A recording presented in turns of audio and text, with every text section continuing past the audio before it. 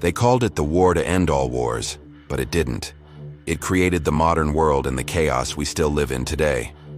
It all began with a single moment, June 28, 1914.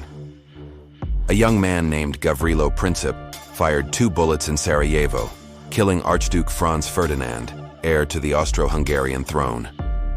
No one knew it yet, but that sound echoed across the world. Within weeks, nations that had coexisted for decades turned on each other. Europe, proud, industrial, and confident, collapsed into madness.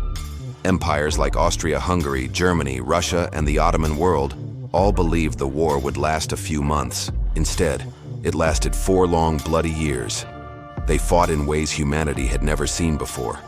Gas that burned the lungs and eyes, tanks rumbling across muddy battlefields, machine guns cutting down thousands in minutes, and in the middle of it all, millions of terrified soldiers were trapped between orders and death.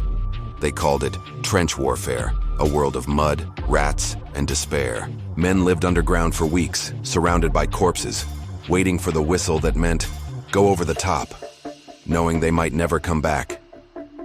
But this war wasn't just fought on the front lines. It changed everything. Society, politics, technology. For the first time, women took jobs in factories and hospitals, running the nations their men had left behind. Propaganda became a weapon, twisting truth into motivation. Airplanes turned the sky into a new battlefield. Even poetry and art were shattered, as painters and writers turned from beauty to horror. By 1917, the world was breaking apart. Russia collapsed into revolution. The United States entered the war. Millions were dead, yet the generals kept promising victory was close. And then in 1918, silence. The guns stopped. The soldiers stepped out of the trenches. But the peace that followed wasn't peace at all.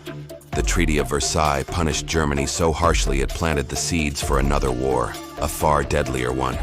The fall of old empires created new nations, new borders, and endless conflicts that still shape our map today. They said it was the war to end all wars. Instead, it became the beginning of the 20th century as we know it. The birth of modern propaganda, chemical warfare, women's independence, and global politics. The real story of World War I isn't just about who fought or who won. It's about how a single bullet turned the world upside down and how in the smoke of victory, the next great tragedy was already waiting. If you found this story fascinating, make sure to like and subscribe for more deep dives into history. Thanks for watching.